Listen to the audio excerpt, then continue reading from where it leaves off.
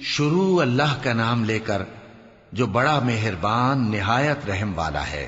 بکھیرنے والی ہواؤں کی قسم جو اڑا کر بکھیر دیتی ہیں، پھر پانی کا بوجھ اٹھاتی ہیں، پھر آہستہ آہستہ چلتی ہیں، پھر اس چیز کو یعنی بارش کو تقسیم کرتی ہیں کہ جو وعدہ تم سے کیا جاتا ہے وہ یقیناً سچا ہے، اور انصاف کا دن ضرور واقع ہوگا۔ اور آسمان کی قسم جس میں کئی رستے ہیں کہ اے اہل مکہ تم ایک اختلاف والی بات میں پڑے ہوئے ہو، اس سے یعنی عقیدہ آخرت سے وہی پھرتا ہے جو اللہ کی طرف سے پھیرا جائے۔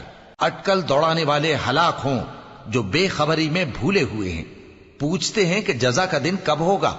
وہ دن ہوگا جب ان کو آگ میں عذاب دیا جائے گا۔ اب اپنی شرارت کا مزہ چکھو، یہ وہی ہے جس کے لیے تم جلدی مچایا کرتے تھے۔ بے شک پرہیزگار بہشتوں اور چشموں میں ہوں گے، اور جو جو نعمتیں ان کا پروردگار انہیں دیتا ہوگا انہیں لے رہے ہوں گے۔ بے شک وہ اس سے پہلے نیکیاں کرتے تھے، رات کے تھوڑے سے حصے میں سوتے تھے اور صبح کے اوقات میں بخشش مانگا کرتے تھے، اور ان کے مال میں مانگنے والوں اور نہ مانگنے والوں دونوں کا حق ہوتا ہے۔ اور یقین کرنے والوں کے لیے زمین میں بہت سی نشانیاں ہیں اور خود تمہاری جانوں میں، تو کیا تم دیکھتے نہیں؟ اور تمہارا رزق اور جس چیز کا تم سے وعدہ کیا جاتا ہے آسمان میں ہے، تو آسمان اور زمین کے مالک کی قسم یہ اسی طرح قابل یقین ہے جس طرح تم بات کرتے ہو۔ اے نبی، کیا تمہارے پاس ابراہیم کے معزز مہمانوں کی خبر پہنچی ہے؟ جب وہ ان کے پاس آئے تو سلام کہا، انہوں نے بھی جواب میں سلام کہا۔ دیکھا تو ایسے لوگ کہ نہ جان نہ پہچان۔ پھر وہ اپنے گھر جا کر ایک بھنا ہوا موٹا بچڑا لائے اور کھانے کے لیے ان کے آگے رکھ دیا۔ کہنے لگے کہ آپ تناول کیوں نہیں فرماتے؟ اور ان سے خوف محسوس کیا۔ انہوں نے کہا کہ خوف نہ کیجے، اور ان کو ایک دانش مند لڑکے کی بشارت سنائی۔ تو ابراہیم کی بیوی چلاتی آئیں اور اپنا منہ پیٹ کر کہنے لگیں کہ ایک تو میں بڑھیا، اوپر سے بانجھ۔ انہوں نے کہا تمہارے پروردگار نے یوں ہی فرمایا ہے، وہ بے شک صاحب حکمت ہے، خبردار ہے۔ ابراہیم نے کہا کہ فرشتوں، اب تمہارا اصل کام کیا ہے؟ انہوں نے کہا کہ ہم گناہگاروں کی طرف بھیجے گئے ہیں تاکہ ان پر گارے کی پتھریاں برسائیں جن پر حد سے بڑھ جانے والوں کے لیے تمہارے پروردگار کے ہاں سے نشان کر دیے گئے ہیں۔ پس وہاں جتنے مومن تھے ان کو ہم نے نکال لیا، پھر اس بستی میں ہم نے ایک گھر کے سوا مسلمانوں کا کوئی گھر نہ پایا، اور جو لوگ عذاب علیم سے ڈرتے ہیں ان کے لیے ہم نے وہاں نشانی چھوڑ دی۔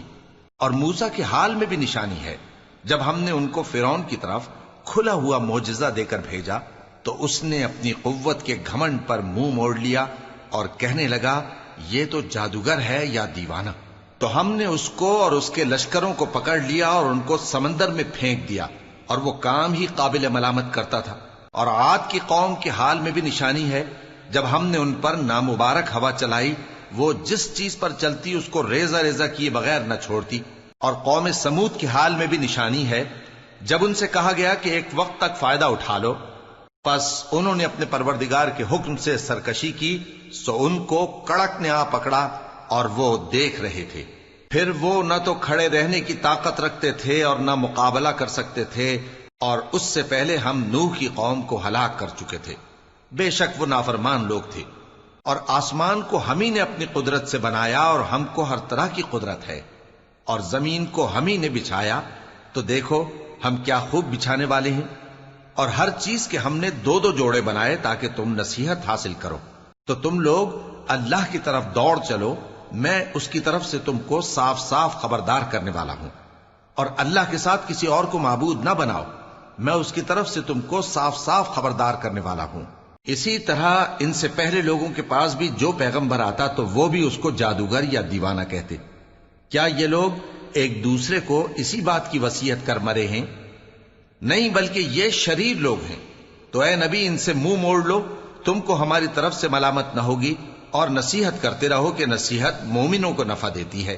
اور میں نے جنوں اور انسانوں کو اسی لیے پیدا کیا ہے کہ وہ میری عبادت کریں۔ میں ان سے رزق تو نہیں مانگتا اور نہ یہ چاہتا ہوں کہ وہ مجھے کھانا کھلائیں۔ اللہ ہی تو سب کو رزق دینے والا ہے، زور آور ہے، مضبوط ہے۔ سو کچھ شک نہیں کہ ان ظالموں کے لیے بھی عذاب کی نوبت مقرر ہے، جس طرح ان کے ساتھیوں کی نوبت تھی۔ تو ان کو مجھ سے عذاب جلدی نہیں طلب کرنا چاہیے، پھر جس دن کا ان کافروں سے وعدہ کیا جاتا ہے اس سے ان کے لیے خرابی